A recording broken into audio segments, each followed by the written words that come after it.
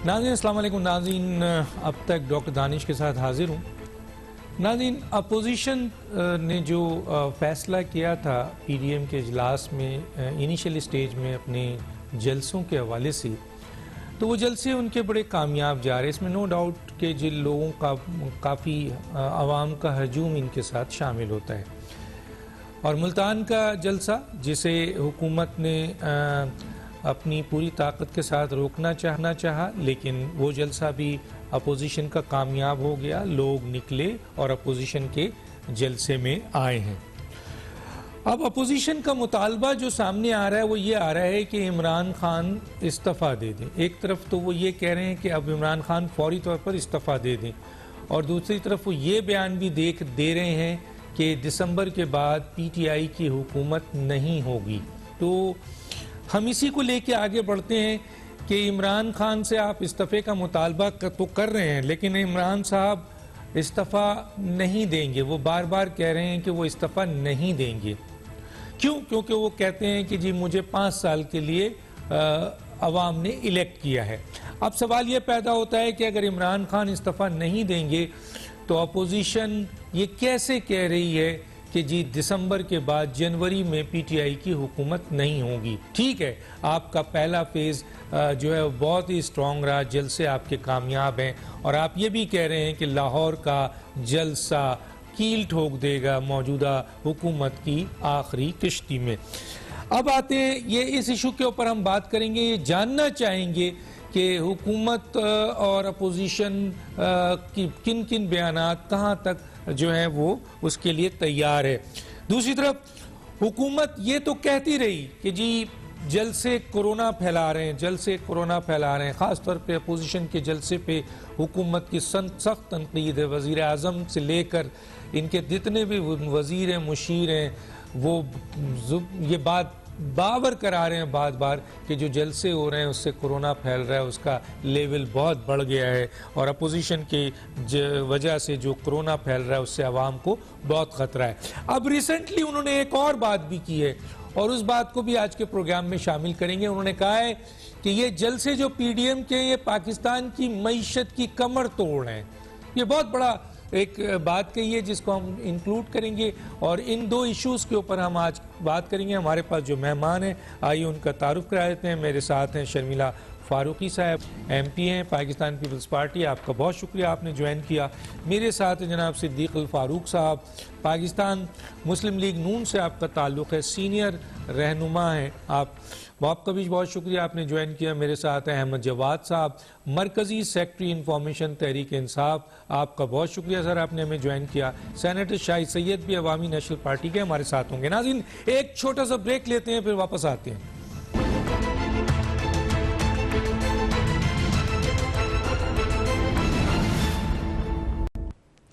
Welcome back. सबसे पहले आ जाता हूँ मैं शर्मिला फारूकी साहबा की तरफ। शर्मिला साहबा,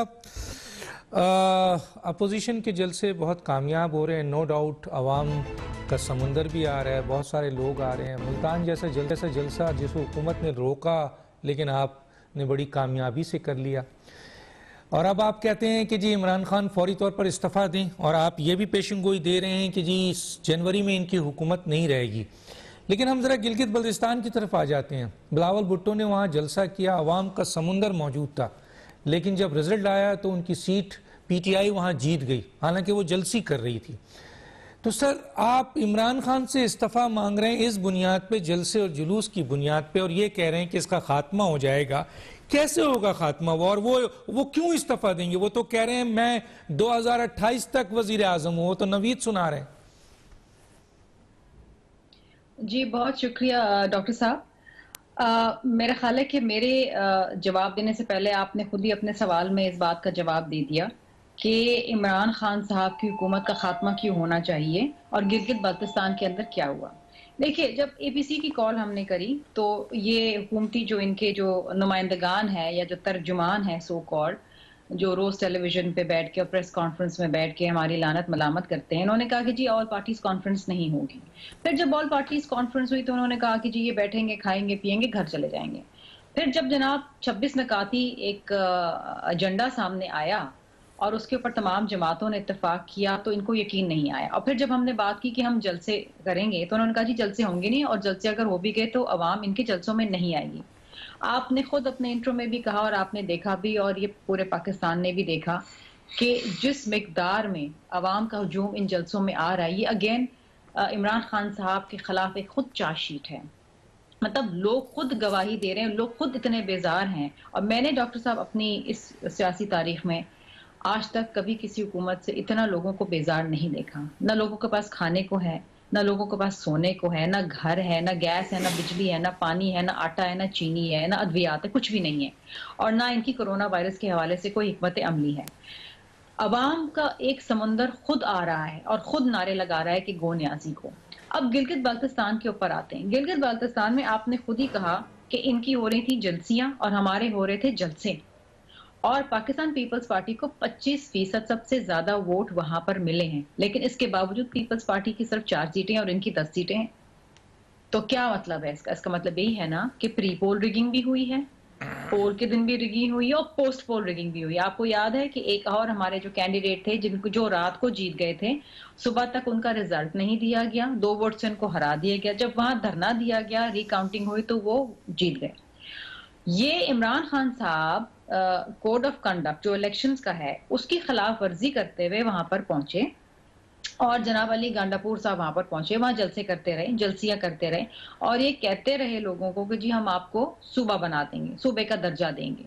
फिर अली अमीन गांडापुर तो यहाँ तक पहुंच गए कि उन्होंने कहा कि जनाब जितने वोट देंगे उतने करोड़ों रुपए के आपको हम प्रोजेक्ट देंगे। मतलब इतनी भोंडी तरीके से और इतनी भयानक किस्म की इन्होंने प्री पोल रिगिंग करी है जो पाकिस्तान की तारीख में आज तक हमने नहीं देखी।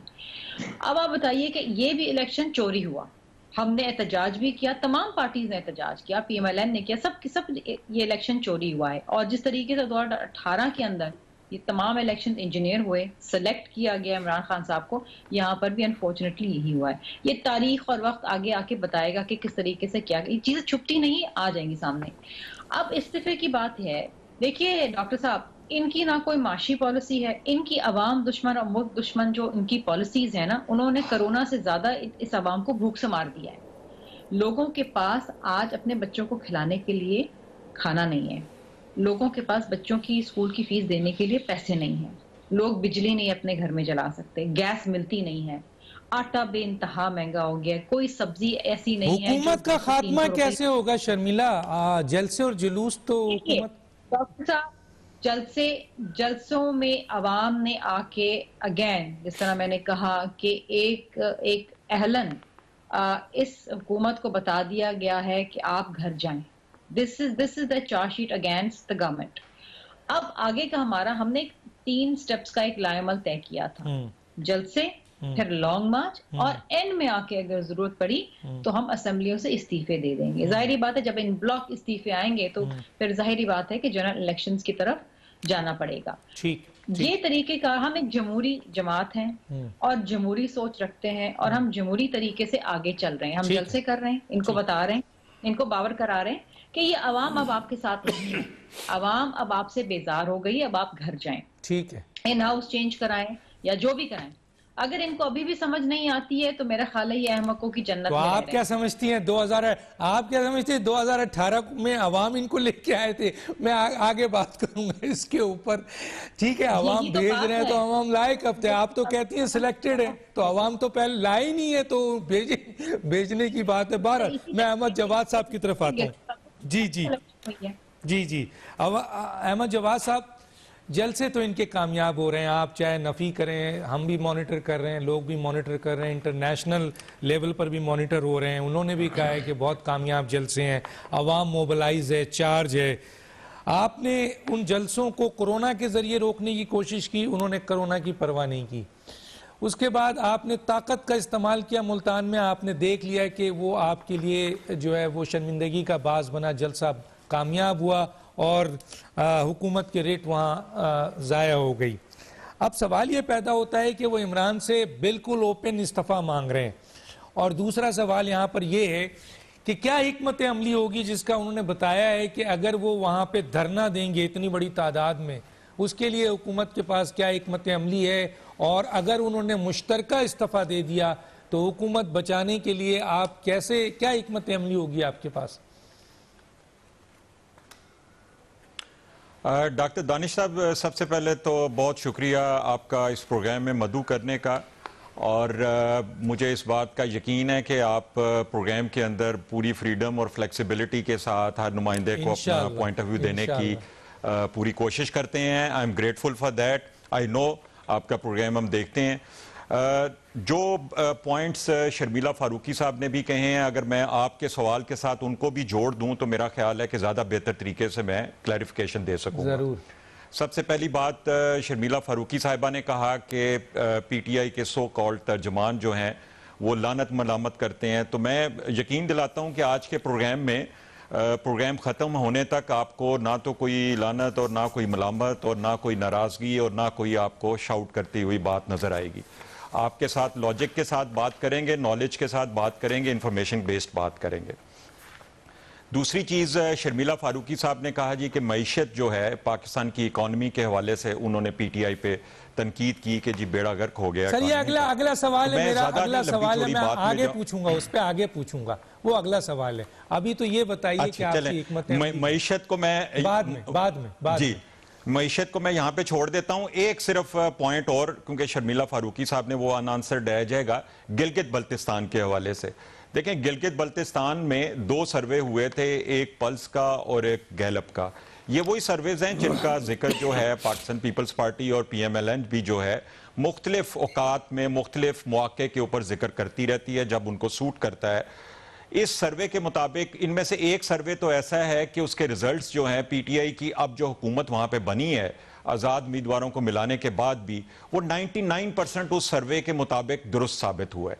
तो कहने का मकसद ये है कि अगर इंडिपेंडेंट सर्वेज जो हैं वो इलेक्शन से पहले पीटीआई की जीत के बारे में प्रेडिक्ट कर रहे हैं और वो रिजल्ट उसी तरह से आते हैं, तो ये एक इंडिपेंडेंट राय तो हो सकती है। लेकिन जो राय शर्मिला फारूकी साहब की हो सकती है या मेरी हो सकती है, हो सकता है वो बाइस्ड हो। अब जो डॉक्टर दानिश साहब आपने बात की कि हुकूमत की हिकमत अमली के हवाले से, पहली बात तो ये है कि अपोजिशन के जो जलसे हैं वो कामयाब हैं या नाकाम हैं।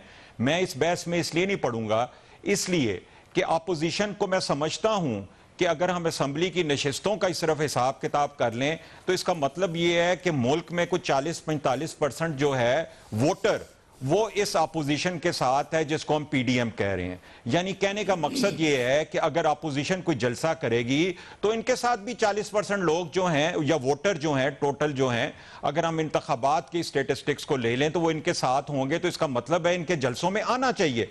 तो उसमें कोई ऐसी हैरत की बात नहीं है। मैं नहीं समझता कि अपोजिशन के साथ कोई वोटर नहीं है, मैं नहीं समझता कि अपोजिशन के साथ लोग नहीं है, लेकिन हम तो इस वक्त बात कर रहे हैं कि मेजॉरिटी जो है वो पीटीआई के साथ है। अब हुकूमत की जो हिकमत अमली है, देखें हुकूमत का काम जो है हिकमत अमली 2023 तक जो है वो है परफॉर्मेंस। अगर हुकूमत अपनी परफॉर्मेंस अच्छी दिखाएगी, जो कि दिखा भी रही है, जिसके रिजल्ट्स जो कि डॉक्टर दानिश साहब के कहने पे मैंने उस पर बात नहीं कर रहा, जब वो सवाल करेंगे मैं उसको भी एक्सप्लेन कर दूंगा, तो हुकूमत जो है अगले 2-2.5 साल तक जो है हमारी जो हिकमत अमली है वो है परफॉर्म करना, इकॉनमी को बेहतर करना, लोगों के हालात को बेहतर करना, महंगाई के ऊपर काबू पाना, यह है हमारी हिकमत अमली। जहां तक अपोजिशन के जलसे जुलूस और धरना या फिर लॉन्ग मार्च, ये उनका जमहूरी हक है, वो ये करें। माजी में भी ऐसा होता रहा है, पिछले साल भी हुआ था, पिछले साल भी हमें जो गुजरा है उसमें भी 1 जनवरी की डेट दी गई थी कि हुकूमत घर चली जाएगी। उस धरने को अभी तक उसकी मेमोरीज फ्रेश हैं। ये वही धरना था कि जिसमें 2 बड़ी पार्टीज जो थी, जो कि अब मौलाना फजलुर रहमान के राइट और लेफ्ट पे खड़ी होती हैं, ये उस वक्त मौलाना फजलुर रहमान को अकेला छोड़ के चली गई थी। अब ये एक सेकंड अटेम्प्ट है इनकी, ये जनवरी भी गुजर जाएगा, हम देख लेंगे, आपके सामने ही होगा। जलसे जुलूसों से हुकूमतें नहीं जाती। इस्तीफे अगर इन्होंने इस्तीफे दे दिए और सिंध हुकूमत पूरी की पूरी चली जाती है और जहां जहां प्रोविंशियल में भी हैं दे देते हैं और फेडरल में तमाम की तमाम दे देते हैं, तो बज़ाहिर हर कानूनी आदमी ये कह रहा है आईनी और कानूनी के न्यू इलेक्शंस बनेंगे, तो उसकी कोई हिकमत अमली है आपके पास? देखें डॉक्टर दानिश साहब, मैं इसमें आपको 2 रेफरेंस आपके सामने जो पेश करना चाहूंगा। नंबर 1 ये है कि कानूनी तौर पे, कानूनी हम कॉन्स्टिट्यूशन की रूह से बात करते हैं, अगर कॉन्स्टिट्यूशन की रूह से अगर कोई इस्तीफा देता है या ज्यादा लोग इस्तीफा देते हैं तो उन खाली नशिस्तों के ऊपर इलेक्शंस हो जाते हैं।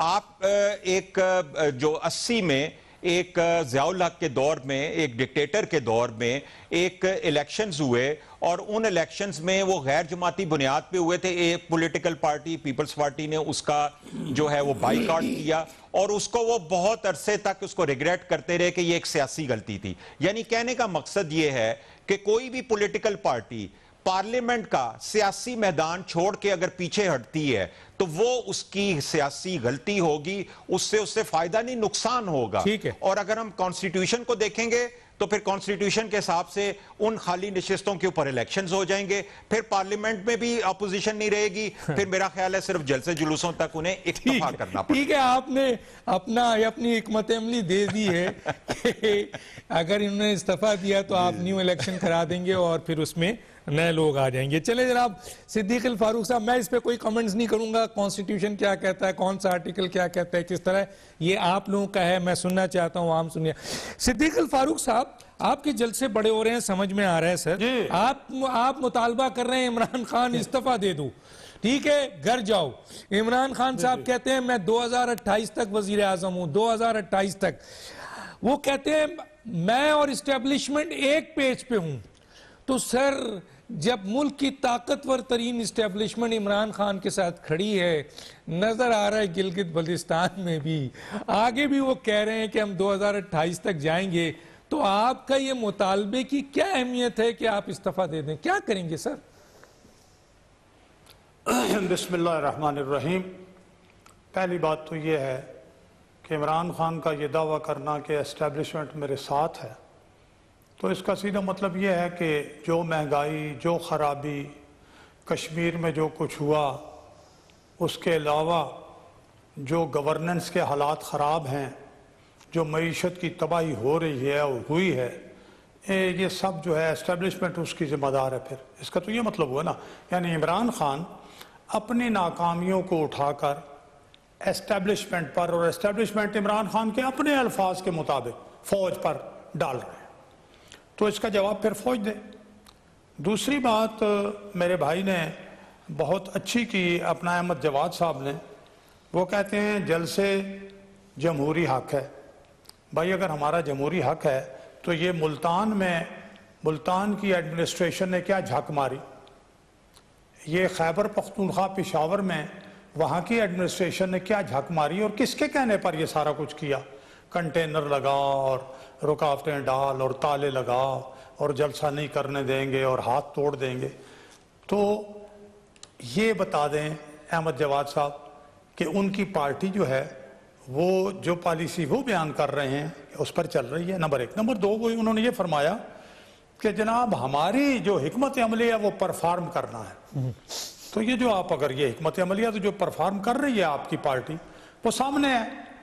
यानी गए गुजरे लोग जिनको आप कहते हैं 50 रुपए चीनी से 110 रुपए, अब आप दावा कर रहे हैं कि जी वो 90 रुपए हो गई है। यानी पहले तो वही बात हुई कि रुपए की चीज जो है वो 2.5 रुपए की कर दी, फिर उसके बाद कहा 2.25 की, देखा हमने सस्ती कर दी है। ये अजीब हिकमत है और ये आप आवाम के साथ मजाक कर रहे हैं। फिर आप कहते हैं ये परफॉर्म करना है। आप बताइए तालीम में क्या परफॉर्म किया आपने? आप बलोच स्टूडेंट्स के वजीफे बंद कर रहे हैं, आप SCCP के फंड्स कम कर रहे हैं, यूनिवर्सिटियां बन नहीं रही, अद्वियात की कीमतें 4 गुना बढ़ा दी हैं आपने, जो सरकारी अस्पताल हैं उनमें जो फैसिलिटीज़ हैं, टेस्ट, लेबॉरेटरी टेस्ट हैं, एक्सरेज हैं वगैरह, उनकी कीमतें आपने 3 से 4 गुना बढ़ा दी हैं। बिजली जो हमारे दौर में 9 रुपए यूनिट थी वो आपने 19 और अब 20 होने वाली है, बल्कि 21। जो हमारे दौर में 1200 रुपए था अपना, वो आपने 2400 रुपए कर दिया है। सर्कुलर डेट दुगना, बिजली की कीमत दुगने से ज्यादा, सर्कुलर डेट भी दुगने से ज्यादा। तो ये अगर आप कहते हो कि हमारी पॉलिसी परफॉर्म करना है तो आपकी परफॉर्मेंस ये है, और साथ ही ये कहते हो कि एस्टेब्लिशमेंट और फौज हमारे साथ है, तो फिर ये उनके खाते में चली गई। गोया अगर फौज ये कर रही है तो फिर क्या आप ये चाहते हो कि अगर फौज ये कर रही है तो फिर फौज की इज्जत रहेगी? आप तो फौज की इज्जत खुद खराब कर रहे हो। क्यों होगी आपके साथ फौज? अगर ये काम आप कर रहे हैं, करप्शन, चीनी चोर आप हैं, आप कहते हो फौज हमारे साथ है, तो इसका मतलब है चीनी चोरी में, आटा चोरी में, अद्वियात चोरी में, ये सारी फौज आपके साथ है। खुदा का खौफ करो और फौज को बदनाम और खराब न करो। हम इसलिए तो कहते हैं ना कि अगर कहीं है भी सपोर्ट तो वो न करें, सपोर्ट न करें। अब आ जाइए कि कहते हैं जी कि हमें वोट दिए हैं आवाम ने और हम जनाब अली 2028 तक हम चलेंगे। वो खुदा के बंदो, फॉर्म 45 बता रहा है कि 95 पर, और ये मैं तो नहीं कह रहा ना, ये जाएं इंटरनेट पे जाएं, अखबारात निकालें, मीडिया टीवी चैनल्स की वो सारी रिपोर्ट्स निकालें कि 95% फॉर्म 45 पे पोलिंग एजेंट्स के दस्तखत ही नहीं है। तो अगर दस्तखत नहीं है तो वो रिजल्ट कैसे असली हो गए? ये रिजल्ट जाली हैं भाई। और किसने 25 जुलाई को इलेक्शन हुए, 4 दिन पहले बन्नी गाला से इमरान खान साहब आपने किसको फोन किया था कि अगर मुझे मेजॉरिटी ना दी गई तो मैं हेल्प नहीं उठाऊंगा? किसको फोन किया था जरा आप बता दें सर, कौन को आप बता दें सर। मैं तो बताऊंगा, मैं बताऊंगा, बताएं, इनसे पूछता हूं, इनसे छोड़े ना, आप बताएं ना सर। वही जिनका ये नाम नहीं लेते, वही जिनका ये नाम नहीं लेते, जिन्होंने वो आरटीएस बंद करवा दिया था, जिन्होंने मोरे जनाब अली उठा के बाहर निकाल दिए थे पोलिंग एजेंट्स, और अपनी मर्जी के रिजल्ट्स जो हैं वो दे दिए थे। ठीक है, हाँ, ठीक है जी जी। तो अब मैं आता हूं जनाब, तो आखिरी बात, ठीक है सर जनाब, आखिरी बात ये है, आखिरी बात कि ये कि आपने कहा ना कि कैसे घर भेजोगे।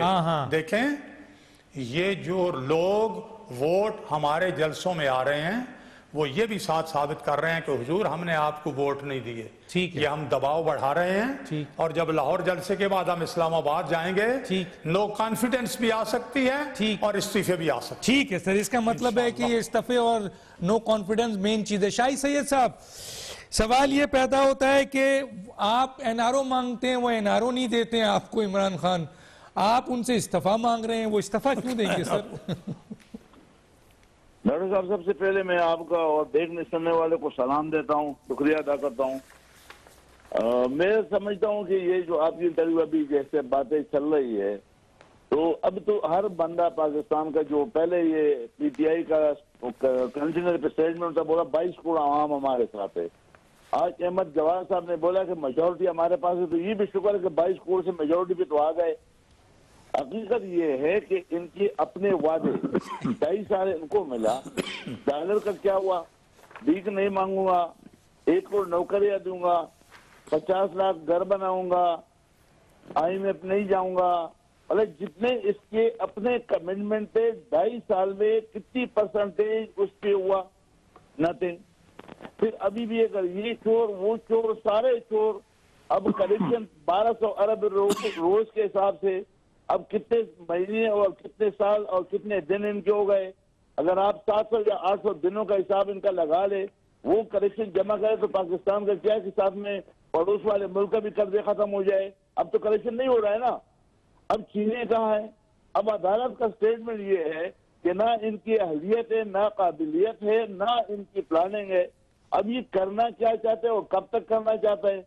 अब ये जो जलसे हैं, अपोजिशन है, मैं समझता हूँ कि अवाम ये खुद जो इंटरव्यू दे रहे, ये हुकूमत में खुद अगर ईमानदारी से बता रहे, इनके अपने लोग क्या खुद खुश है? क्या रोजगार है? क्या चीनी या आटा या जो मसाइल है वो खत्म? या बिजली का, गैस का, आप रोड पे जाए, आप हेल्थ पे जाए, आप हॉस्पिटल पे जाए। अब कोई एक चीज मुझे ऐसा बताए कि जिसके लिए आदमी बोले कि भाई ये 22 करोड़ अवाम में फलाना बंदा खुश है। आया पीटीआई वाले क्या चीनी 55 रुपए की मिल रही, वो भी तो 110 में 190 में खरीद रहे हैं ना। तो ये तो खुद भी अगर आंखें बंद करके बैठ जाए सर, तो मेरे ख्याल में ये मुल्क के साथ धोखा है, गद्दारी है। ठीक है। दूसरी बात है कि ये जब इनका कहना होता है कि स्टेब्लिश हमारे साथ है, तो मुझे इस बात पे दुख होता है। ये स्टेब्लिश, ये फौज पूरा पाकिस्तान का है, ये किसी पार्टी का खुदारा न बना है, ये मुतदर इदारा है, इनको अपना काम करने दे। ठीक है। अगर एक बंदा इसका वारिस बनता है तो ये मेरे साथ है, तो इसका मतलब क्या है? और ये खामा का तर्जुमान क्यों बने? ठीक है। प्लस ये एनआरओ की आपने बात की, ठीक, तो क्या ये खुद एनआरओ पे आया हुआ है? ठीक, एनआरओ दे सकता है। अब ये पाकिस्तान में एनआरओ प्राइम मिनिस्टर देता है किसी में? अच्छा सर, ठीक है, मैं जा रहा हूं। इमरान खान इस्तीफा नहीं देंगे, कैसे गिराएंगे सर? ये बड़ा सवाल है सर। इमरान खान बड़ा खुशी से इस्तीफा देगा, कोई ऐसी टेंशन अच्छा लेने की जरूरत नहीं है। अच्छा, जवाब साहब से पूछता हूँ कैसे खुशी से देगा। नाज़रीन एक छोटे से ब्रेक पे जाता हूँ, फिर वापस आता हूँ।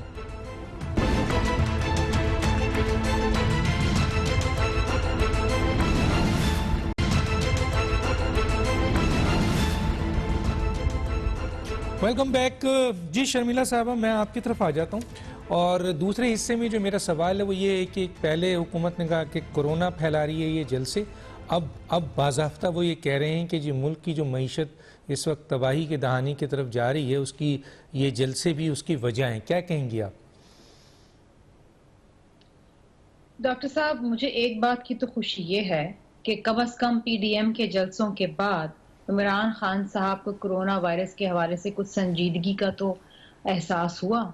इससे पहले तो आपको याद है कि जब फरवरी 26 तारीख को पहला केस पाकिस्तान में जब आया कोरोना वायरस के हवाले से, और जब बड़ी तशवीश का इजहार किया गया तमाम क्वार्टर से, और मुख्तलिफ जो सूबों के अंदर कोविड के केसेस बढ़ने लगे, और जब ये बातें शुरू हुई कि जी मुल्क में लॉकडाउन होना चाहिए जैसे कि दीगर ममालिक कर रहे थे, तो इमरान खान साहब उन चंद वाहिद वज़ीर आज़म और सदूर में से थे जिन्होंने तिब्बी माहिरीन की मशवरे के बरखिलाफ लॉकडाउन को तुतन हर तरीके से अपोज किया, आपको याद होगा। और ये तो खुदा का शुक्र है कि मुल्क में 18वीं तरमीम है कि तमाम जो वज़ीर आला हैं वो इसके तहत अपने अपने सूबे के हवाले से फैसले कर सकते हैं। और जब 22 और 23 मार्च को तमाम सूबे पूरे पाकिस्तान के इंक्लूडिंग गिलगित बाल्तिस्तान जब उन्होंने लॉकडाउन किया, उस वक्त भी वजीर आजम साहब ने शाम को कौम से खिताब किया और कहा कि जी मैं लॉकडाउन के खिलाफ हूँ, लॉकडाउन नहीं होना चाहिए।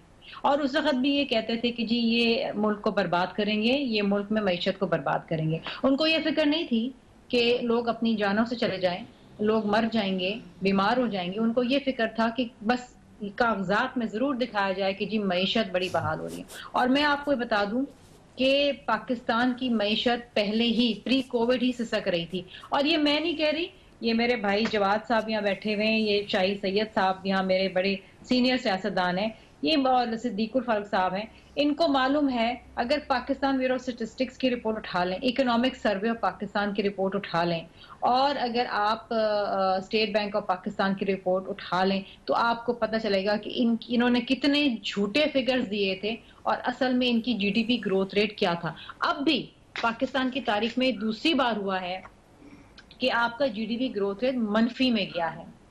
और ठीक है, कोविड की वजह है, मनफी में हो सकता है, इंडिया के भी जा रहा है, लेकिन जो वर्ल्ड बैंक की प्रोजेक्शन आपके मुल्क के लिए है ना, पोस्ट कोविड आपकी जीडीपी वो 1% होगी, जबकि इंडिया जो वो भी माइनस में जा रहा है, उसकी ग्रोथ रेट की जो उन्होंने जीडीपी की जो प्रेडिक्शन दी है वो 8.8 है। क्यों? क्योंकि उससे पहले भी प्री कोविड भी उनके मुल्क जो है वो तरक्की कर रहे हैं। बांग्लादेश की 7.8 है, बांग्लादेश की 7.8 है, बांग्लादेश की 7.8 है जी। देखिए ये बात ये कह रहे हैं, ये समझते हैं कि जनाब ये ऑपोजिशन के जलसों की वजह। क्या मुझे आप बताइए कि ऑपोजिशन के जलसों की वजह से चीनी महंगी हो रही है? क्या ऑपोजिशन के जलसों की वजह से आटा महंगा हो गया है? क्या जो अद्वियात महंगी हुई हैं वो इन जलसों की वजह से हुई हैं? इससे पहले क्या हाल था पाकिस्तान? ठीक है, मेरे पास टाइम कम है, टाइम जरा कम है, 4 मेहमान है, मैं जरा जवाद साहब को 1 मिनट ज्यादा दूंगा क्योंकि 3 अपोजिशन के लोग हैं। जी जवाद साहब जरा क्या कहेंगे मईशत के ऊपर कि अब जल से भी जाहिर है कहा जा रहा है कि मईशत को तोड़ रहे हैं। देखें डॉक्टर साहब, इन्होंने जिक्र किया है bureau of statistics of Pakistan में, उसी के रेफरेंस से आपको चंद चीजें सिर्फ जो कि रिसेंट, मैं बहुत ज्यादा पीछे नहीं जाता, अभी सिर्फ कल की जो खबर है, पाकिस्तान ये फेडरल एफबीआर जो है इसने अपने पहले 5 महीने में 20 बिलियन ज्यादा रेवेन्यू इकट्ठा किया है टारगेट से। फॉरेन रेमिटेंस जो है पहले 5 महीने में 26% इनमें इजाफा हुआ है। डॉलर जो है आपका पिछले 4-5 महीने में 5% जो है आपका रुपया जो है वो स्ट्रेंथन हुआ है। आपका स्टॉक एक्सचेंज बुलिश है, आपका मैन्युफैक्चरिंग सेक्टर जो है वो ग्रो कर रहा है, और उसका सबूत जो है आपकी अपने इंडस्ट्रियलिस्ट जो हैं जो कह रहे हैं कि हमारे पास इतने ऑर्डर्स हैं कि हम उनको पूरा नहीं कर पा रहे और हमारे पास इस वक्त स्किल्ड लेबर की कमी है। इसके बाद आप कंस्ट्रक्शन के अगर सेगमेंट को देखें तो वहां पे बूम आपको नजर आता है, और ये आपको स्टेटिस्टिक्स ऑफ ब्यूरो पाकिस्तान से मिल जाएगा। अगर आप मेगा प्रोजेक्ट्स देखें तो इस वक्त रावी अर्बन फ्रंट जो प्रोजेक्ट है वो उस पे देखें किस तरह का काम जो है उसका आगाज हुआ है। इसके अलावा कराची में बंडल आइलैंड के हवाले से जो है वो काम शुरू किया जा रहा है। इसके अलावा रावलपिंडी की रिंग रोड का प्रोजेक्ट जो है, जो एक लंबे अरसे तक डिकेड से जो कि पेंडिंग था, वो शुरू हो चुका हुआ है। ये तो मेगा प्रोजेक्ट्स हैं। अगर डैम्स की बात करें तो 3 बड़े डैम्स 1968 के बाद जो है उनका आगाज हो चुका हुआ है। ये तो इकोनॉमी के मैंने आपको बहुत थोड़े से जो है सैलिएंट फीचर्स बताए हैं कि जो कि कोई उसको आप ये नहीं कह सकते कि इसमें मैंने कोई बढ़ा चढ़ा के कोई चीज को पेश किया हो। एक और पॉइंट जो है इमरान खान के इस्तीफे के हवाले से डॉक्टर साहब आप पूछना चाह रहे थे, मैं आपको एक चीज आज रिकॉर्ड पे कह देता हूं और आप इसको नोट कर लें कि इमरान खान जब तक पीटीआई की पार्लियामेंट के अंदर अक्सरियत है, पाकिस्तान में कोई ताकत इमरान खान को इस्तीफा देने पे मजबूर नहीं कर सकती। इमरान खान के साथ मैं 1998 से हूं और मुझे उनकी जो एक मेंटल स्ट्रेंथ है उसका अंदाजा है। वो कभी जो है वो लेट गो नहीं करते। वो हां कानून और आइन की हुक्मरानी, जिसका मतलब है पार्लियामेंट के अंदर अक्सरियत, जब तक उनकी पार्लियामेंट के अंदर अक्सरियत है कोई उनको इस्तीफा देने पे मजबूर नहीं कर सकता। तो ये कोरोना के हवाले से भी बीच में जिक्र किया। देखें कोरोना के हवाले से अब मैं और क्या कहूं कि पूरी दुनिया जो है पाकिस्तान में कोरोना के हवाले से इस हुकूमत की स्ट्रेटेजी की तारीफ कर रही है। पूरी दुनिया से अगर आप अपने आप को कंपेयर करते हैं तो गोरे भी परेशान है कि यार ये क्या मसला है कि पाकिस्तान के अंदर कोरोना जो है वो इंडिया की तरह नहीं फैला, यूरोप की तरह नहीं फैला, अमेरिका की तरह नहीं फैला। और अब अगर इमरान खान इसके बारे में कॉशन दे रहे हैं तो वो इसी बुनियाद पे दे रहे हैं कि इस दफा जो है उसका वायरस डेडली है, और जो आपको अब देख रहे हैं कि जो शरह अमवात है वो ज्यादा है पिछली दफा से।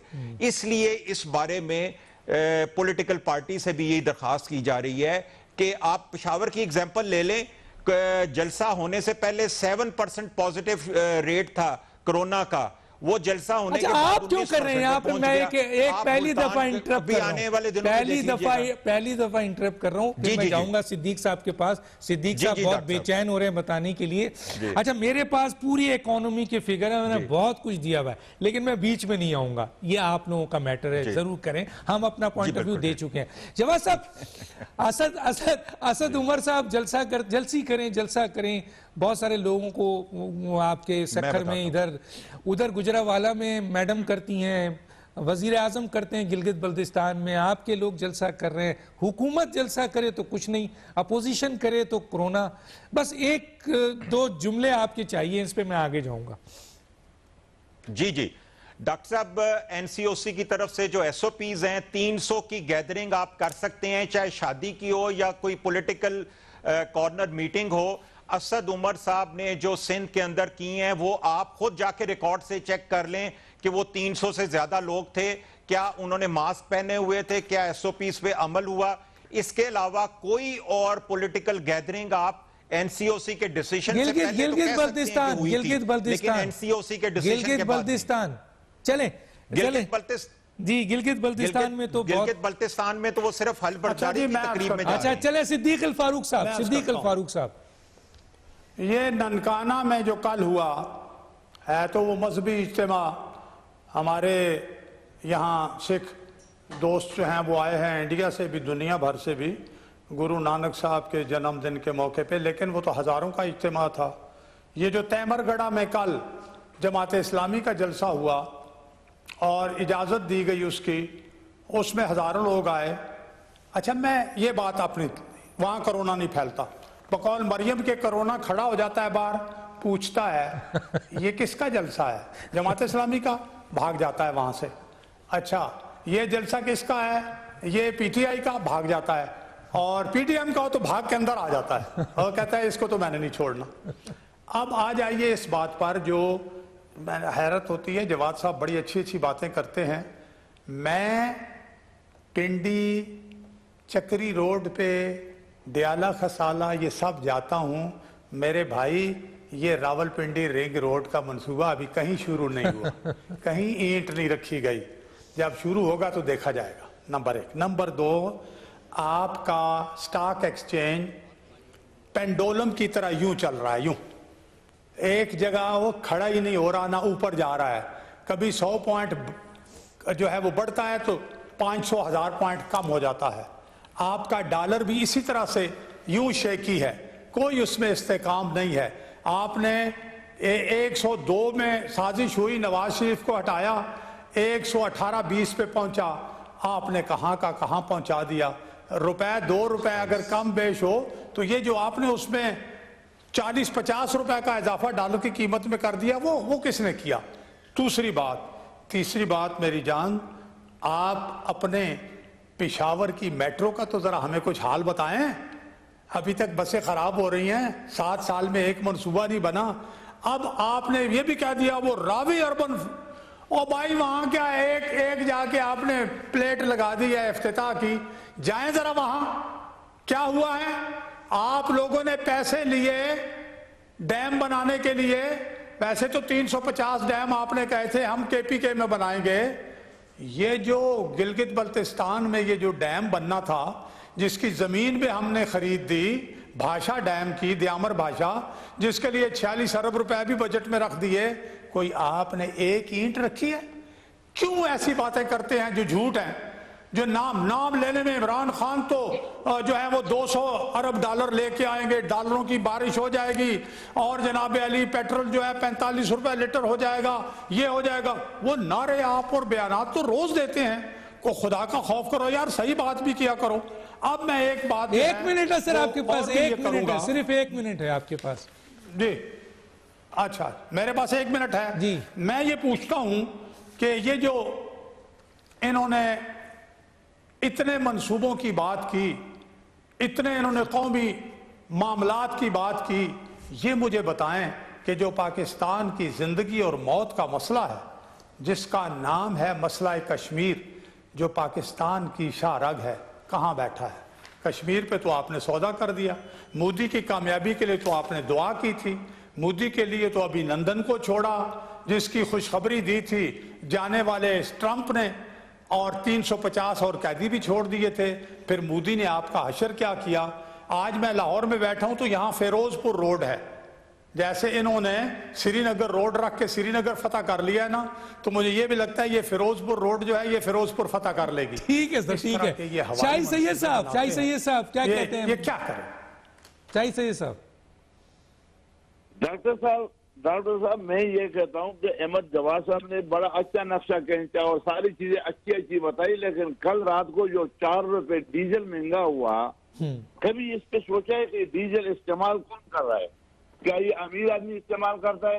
ये तो ज्यादातर आपकी जो कमर्शियल ट्रांसपोर्ट है, जो गरीब बंदा है उसका इस्तेमाल करिए। कल 4 रुपए महंगा क्या, वहां से आप इतनी बेहतरी कारकर्दगी आप बताते हो कि बिहार ने 3 महीने में बड़ा की बाहर से फंड भी आ गया, पैसे भी आ गए, खुशहाली भी आ गई, डॉलर भी सही होगा, सब चीजें अच्छी हुई। तो फिर ये गरीब के ऊपर कल ये क़यामत क्यों बर्पा किया? जो 4 रुपए डीजल महंगा हुआ, इससे पूरा पाकिस्तान के हर चीज, सब्जी टमाटर से लेकर हर चीज ट्रांसपोर्टेशन है और हर चीज किराया बढ़ेगा, सब पे असर पड़ेगा। तो बुनियादी तौर पर आपने डिलीवर क्या किया उसकी बात करो।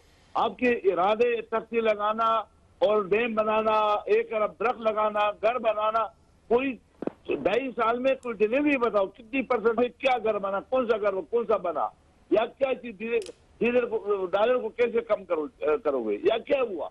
सिर्फ अगर आप सोशल मीडिया पे या टीवी पे बैठ करके आप इससे बताओ कि हमारा ये इरादे तो आपको वो भी देखे 200 अरब रुपए ला के और IMF के मुंह पे मारे, तो आपने अभी तक तो वो मुंह पे नहीं मारा। इसी तरीके से आपकी कौन सी वो बात जो आपने की, तो जैसे आपने सारी बातों का यू टर्न लिया, ये इस्तीफा से भी आप बोला मैं नहीं दूंगा, मगर ये इस्तीफा तुम्हारा जेब में तैयार पड़ा हुआ है, सिर्फ तुम्हारे से ये जो आपके सीमेंट की बोरी हट जाए तो सामने इस्तीफा नजर आएगा। डॉक्टर साहब आपके प्रोग्राम के हवाले से 15 सेकंड की एक बात कह दूं। जरूर शाही सैयद साहब की इजाजत से। जरूर। NRO की बात बड़ी करते हैं सुबह शाम। परसों इन्होंने इंटरव्यू दिया है मंसूर खान को, उन्होंने पूछा कि जनाब NRO वो कोई एनआरओ तो कोई ऐसी बात नहीं है, लेकिन वो कुछ अमेंडमेंट्स चाहते थे, मैं समझता हूँ एनआरओ। और कल का ही जो इलेक्ट्रॉनिक मीडिया और प्रिंट मीडिया पे बयान आया है फवाद चौधरी का, उसने कहा भाई एनआरओ का इख्तियार कोई नहीं है इमरान खान के पास, एनआरओ का इख्तियार तो डिक्टेटर और फौजी डिक्टेटर के पास हो सकता है, इमरान खान के पास नहीं। ठीक है, एनआरओ नहीं दूंगा। ठीक है किसको सर, झूठ ठीक बोलते है हैं, ये सर, इनकी ठीक पॉलिसी है, वक्त खत्म हुआ। चाहता है डॉक्टर दानिश को याद दीजिए। अल्लाह हाफिज।